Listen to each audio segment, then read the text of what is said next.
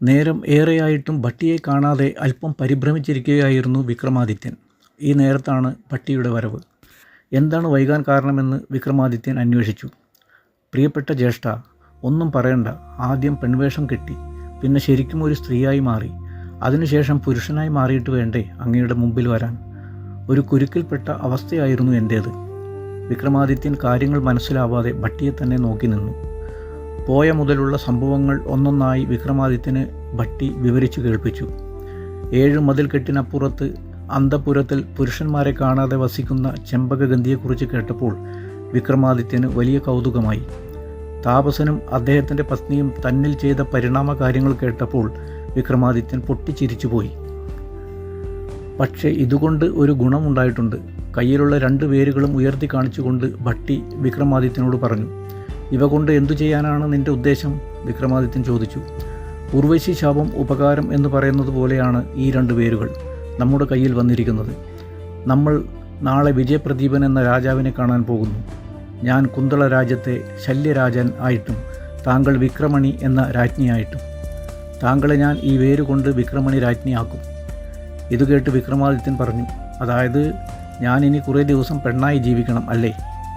ഭട്ടി ഉദ്ദേശിക്കുന്നത് വിക്രമാദിത്യന് മനസ്സിലായിരിക്കുന്നു. അടുത്ത ദിവസം കൊട്ടാരത്തിൽ വിജയപ്രതാപൻ രാജാവിനോട് തൻ്റെ ഭൃത്യന്മാരിലൊരാൾ വന്നറിയിച്ചു, ഒരു രാജാവും റാണിയും അങ്ങേ കാണാൻ വന്നിരിക്കുന്നു. വിജയപ്രതാപൻ അവരെ ഉള്ളിലേക്ക് കൂട്ടിക്കൊണ്ടുവരാൻ പറഞ്ഞു. കുന്തള രാജ്യത്തെ ശല്യരാജാവിൻ്റെ രൂപത്തിൽ ഭട്ടിയും വിക്രമണി എന്ന റാണിയും. രാജാവ് വിജയപ്രതാപൻ്റെ മുമ്പിൽ സന്നിഹിതരായി. രാജാവ് അവരെ അറിയിക്കുന്ന രീതിയിലുള്ള ബഹുമാനം കൊടുത്തുകൊണ്ട് സ്വീകരിച്ചിരുത്തി. വന്ന കാര്യം എന്തെന്ന് ആരാഞ്ഞു. ഭട്ടി പറഞ്ഞു, ഞാൻ കുന്തളദേശത്തെ രാജാവ് ശല്യൻ ആണ്. കുറച്ച് കഷ്ടത്തിലാണ് ഇപ്പോൾ. അങ്ങയിൽ നിന്നും ഒരു സഹായം അഭ്യർത്ഥിച്ചു കൊണ്ടുവന്നതാണ്. രാജ്യം ഇപ്പോൾ വിക്രമാദിത്യ ചക്രവർത്തിയുടെ അധീനതയിലാണ്. നല്ലൊരു സംഖ്യ കപ്പം കൊടുക്കണം. സാമ്പത്തിക വിഷമതകളിലൂടെ കടന്നു പോകുന്ന സമയമാണ്. ഈ വർഷത്തെ കപ്പം കൊടുത്തു തീർക്കാൻ 1000 പണത്തിൻ്റെ കുറവുണ്ട്. താങ്കൾ അത് കടമായി തരികയാണെങ്കിൽ വളരെ ഉപകാരമായിരിക്കും.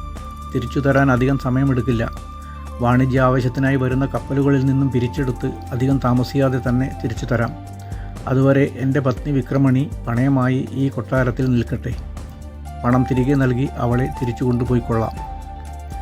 കുന്തളദേശത്തെക്കുറിച്ചോ അവിടുത്തെ രാജാവ് ശല്യനെക്കുറിച്ചോ വിജയപ്രതാപന് അറിവില്ലായിരുന്നു. എങ്കിലും സഹായം ചോദിച്ചു വരുന്നവരെ നിരാശപ്പെടുത്തി വിടാൻ പാടില്ല എന്നാണ് നീതിശാസ്ത്ര തത്വമെന്ന് അദ്ദേഹം മനസ്സിലാക്കിയിരുന്നു. ഒരു രാജാവാണ് തൻ്റെ മുൻപിൽ സഹായം അഭ്യർത്ഥിക്കുന്നത്. കൊടുക്കാതെ പറ്റില്ലല്ലോ. അധികം ആലോചിക്കാതെ തന്നെ വിജയപ്രതാപൻ ആവശ്യപ്പെട്ട പണം കൊടുത്തു. ശല്യരാജാവിൻ്റെ വേഷത്തിലുള്ള ഭട്ടി തിരികെ പോകുകയും പണയമായി വന്ന വിക്രമണിയെ തൻ്റെ മകൾക്ക് ഒരു കൂട്ടായി അവളുടെ അന്തഃപുരത്തിലേക്ക് രാജാവ് പറഞ്ഞയക്കുകയും ചെയ്തു. ഭട്ടി ആ പണവുമായി നേരെ വനത്തിന് നടുവിലുള്ള ഒരിടത്തിൽ ഒരു കുഴി കുഴിച്ചുകൊണ്ട് അതിൽ ഇട്ടുമൂടി. പിന്നെ അവിടെ കണ്ട ഒരു കിളിയുടെ മൃതദേഹത്തിലേക്ക് തൻ്റെ ജീവൻ പ്രവേശിപ്പിച്ചുകൊണ്ട് എപ്പോഴും അവരുടെ കൂടെ കൂട്ടായി നടക്കുന്ന വേതാളത്തിനോട് തൻ്റെ ശരീരം കുറച്ച് ദിവസത്തേക്ക് സൂക്ഷിക്കാൻ ആവശ്യപ്പെട്ടു. ദിവസങ്ങൾക്കകം അന്തഃപുരത്തിൽ വിക്രമണി ചെമ്പകഗന്ധിയുടെ ഇഷ്ടത്തോഴിയായി മാറി. അവർ പരസ്പരം ഒരുപാട് കാര്യങ്ങൾ സംസാരിച്ചു. ഇടയ്ക്ക് പിണങ്ങും, പിന്നെ പിണക്കം മാറും. അങ്ങനെ ദിവസങ്ങൾ കഴിഞ്ഞുപോയി. ചെമ്പകഗന്ധിക്ക് വിക്രമണി വളരെ പ്രിയപ്പെട്ട സഖിയായി മാറി. ഒരു നാൾ വിക്രമണി ചെമ്പകഗന്ധിയോട് പരിഭവം നിറഞ്ഞ മുഖത്തോടെ പിണക്കം നടിച്ചിരുന്നു. ചെമ്പകഗന്ധി കാര്യം മനസ്സിലാകാതെ ചോദിച്ചു, എന്തുപറ്റി വിക്രമണി? എന്നോട് പിണക്കമാണോ? ഈ പിണക്കത്തിന് എന്താണ് കാരണം? വിക്രമണി പറഞ്ഞു, ഞാൻ പിണങ്ങിയാലെന്ത്, ഇണങ്ങിയാലെന്ത്? എന്നോട് കുമാരിക്ക് അത്രയല്ലേ സ്നേഹമുള്ളൂ. അയ്യോ, എന്താണ് ഈ പറയുന്നത്? എനിക്ക് സ്നേഹമില്ലെന്നോ? അതെ, എനിക്കങ്ങനെയാണ് തോന്നുന്നത്. ചിലർ സ്നേഹം ഒഴുകുന്ന വാക്കുകളിലൂടെ സംസാരിക്കും. അവർക്ക് സൗഹൃദം വാക്കിൽ മാത്രമായിരിക്കും ഉണ്ടാവുക. പ്രവൃത്തിയോടടുക്കുമ്പോൾ അവരുടെ തനിനിറം പുറത്തു വരും. വിക്രമണി പറഞ്ഞു.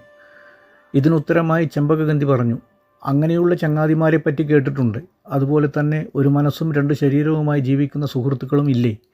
നല്ല കൂട്ടുകാരെ കിട്ടിയില്ലെങ്കിൽ ഈ ജീവിതം വ്യർത്ഥമായി പോകും. നല്ല സുഹൃത്തുക്കളുണ്ടെങ്കിലോ ജീവിതം എത്ര മനോഹരമായിരിക്കും. ഇത് പറഞ്ഞുകൊണ്ട് രാജകുമാരി ഒരു കഥ പറയാൻ ആരംഭിച്ചു. ഒരു രാജ്യത്ത് ഗുരുകുലത്തിൽ പഠിച്ചുകൊണ്ടിരിക്കുന്ന വിദ്യാർത്ഥികളിൽ 2 പേർ വളരെ ആത്മാർത്ഥ സുഹൃത്തുക്കളായിരുന്നു. ഒരാൾ ആ രാജ്യത്തെ രാജകുമാരൻ ചിത്രസേനനും മറ്റേയാൾ വിജയൻ എന്നു പേരുള്ള ഒരു കാട്ടുവേടനുമായിരുന്നു. കുട്ടികൾ ആയിരുന്നതുകൊണ്ട് അവർക്ക് ഉച്ചനീചത്വത്തിൻ്റെ ഒരു തരത്തിലുള്ള ബോധവും ഉണ്ടായിരുന്നില്ല. അവരുടെ സൗഹൃദം സ്വാഭാവികമായിരുന്നു. അവർ പരസ്പരം സംസാരിക്കുമ്പോൾ വേടനായ വിജയൻ അവൻ്റെ വീട്ടിലെ കഷ്ടപ്പാടുകളെക്കുറിച്ചും ദാരിദ്ര്യത്തെക്കുറിച്ചും പറയുമായിരുന്നു. അപ്പോൾ ചിത്രസേനൻ അവനെ സമാധാനിപ്പിക്കും. ഒരിക്കൽ ഞാൻ രാജാവാകുമ്പോൾ നിൻ്റെ കഷ്ടപ്പാടുകളെല്ലാം ഞാൻ മാറ്റിത്തരും. നിനക്ക് വേണ്ട സമ്പത്ത് ഞാൻ തരും. വർഷങ്ങൾക്ക് ശേഷം വിദ്യാഭ്യാസം അവസാനിക്കുകയും അവർ രണ്ട് വഴിക്ക് പിരിയുകയും ചെയ്തു. വിജയന് അപ്പോഴാണ് താൻ തൻ്റെ കുലത്തൊഴിൽ പഠിക്കാത്തതിൻ്റെ മണ്ടത്തരം മനസ്സിലാകുന്നത്. അമരകോശവും തർക്കശാസ്ത്രവും വേദങ്ങളും പഠിച്ചതുകൊണ്ട് വയറു നിറയില്ലല്ലോ. വില്ലു പിടിക്കാൻ അറിയില്ല, അസ്ത്രം തൊടുക്കാൻ അറിയില്ല. ജീവിതം അവനെ പട്ടിണി കിടക്കാൻ പഠിപ്പിച്ചു. കുറേ കാലം കഴിഞ്ഞപ്പോൾ തൻ്റെ ചങ്ങാതിയായ ചിത്രസേനൻ രാജാവായ വിവരമറിഞ്ഞ് വിജയൻ അദ്ദേഹത്തെ കാണാൻ പുറപ്പെട്ടു. എന്നാൽ പലതവണ ശ്രമിച്ചിട്ടും ദ്വാരപാലകന്മാർ രാജാവിനെ കാണാനുള്ള അനുമതി കൊടുത്തില്ല. ഒരിക്കൽ രാജാവ് നഗരപ്രദക്ഷിണം ചെയ്യുമ്പോൾ വഴിയരികിൽ നിന്നുകൊണ്ട് വിജയൻ കൈവീശി കാണിച്ചു. ചിത്രസേനൻ കണ്ട ഭാവം പോലും നടിച്ചില്ല. കണ്ടിട്ട് മനസ്സിലാകാത്തത് കൊണ്ടാണോ അതോ ഒരു തിരക്കിൽ കാണാത്തത് കൊണ്ടാണോ എന്ന് വിജയന് മനസ്സിലായില്ല. നഗരത്തിലെത്തി പലതവണ ശ്രമിച്ചിട്ടും രാജാവിനെ കാണാൻ കഴിഞ്ഞില്ല. പട്ടിണി കിടന്ന് ബുദ്ധിമുട്ടിയപ്പോൾ അവൻ കാട്ടിലേക്ക് തന്നെ തിരിച്ചുപോയി. അവിടെ തന്നെ കുലത്തൊഴിൽ ചെയ്യാൻ തീരുമാനിച്ചു. ഒരിക്കൽ വിജയൻ ഒരു മാനിൻ്റെ പിറകെ ഓടുകയും ഉൾക്കാട്ടിലേക്ക് എത്തിയ ശേഷം മാനിനെ കാണാതാവുകയും ചെയ്തു. നിരാശനായി അലഞ്ഞു തിരിയവേ ഒരു ഗുഹാമുഖം കാണുകയും അതിനടുത്തേക്ക് ചെന്നപ്പോൾ ഗുഹയുടെ ഉള്ളിൽ ചുവരിൽ ഒരു പന്തം എരിയുന്നുണ്ടായിരുന്നു. ഉള്ളിൽ ആരാണ് താമസിക്കുന്നതെന്നറിയാൻ കുറേ കൂടി ഉള്ളിലേക്ക് കയറി ചെന്നു. അവിടെ താപസവേഷധാരിയായ ഒരാൾ ഒരു സുന്ദരിയായ യുവതിയുടെ മടിയിൽ തലവെച്ച് കിടന്നുറങ്ങുന്നതാണ് കണ്ടത്. വിജയൻ ആ സ്ത്രീയുടെ മുന്നിലെത്തി. അവൾ ഭയത്തോടെ കൈവീശി അയാളോട് ദൂരെ പോകാൻ പറഞ്ഞു. പക്ഷേ അത് വകവയ്ക്കാതെ സമീപത്ത് ചെന്ന് അന്വേഷിച്ചപ്പോൾ താനൊരു രാജകുമാരിയാണെന്നും ആ താപസൻ തന്നെ തട്ടിക്കൊണ്ടുവന്നിരിക്കുകയാണ് എന്നും അവൾ പറഞ്ഞു. പെട്ടെന്ന് വിജയന് ഓർമ്മ വന്നത് തൻ്റെ സുഹൃത്തിനെയാണ്. ചിത്രസേനൻ ഇതറിഞ്ഞാൽ തീർച്ചയായും ഇത്രയും സുന്ദരിയായ ഈ യുവതിയെ ഇവിടെ വന്ന് രക്ഷിച്ചു കൊണ്ടുപോകും. രാജാവിന് ഇവൾ നല്ലൊരു വധുവായിരിക്കും. ഒരുപക്ഷെ ഇത് തൻ്റെ ഭാഗ്യം തുറക്കാനുള്ള വഴിയുമായിരിക്കാം എന്ന് വിചാരിച്ചുകൊണ്ട് പെട്ടെന്ന് തന്നെ അയാൾ രാജകൊട്ടാരത്തിലേക്ക് നടന്നു. അധികം താമസിയാതെ തന്നെ കൊട്ടാരത്തിലെത്തി. രാജാവിനെ കാണാനുള്ള കാരണം ബോധിപ്പിക്കുകയും പരിചാരകർ അയാളെ രാജാവിൻ്റെ അടുക്കലേക്ക് കൂട്ടിക്കൊണ്ടു പോകുകയും ചെയ്തു.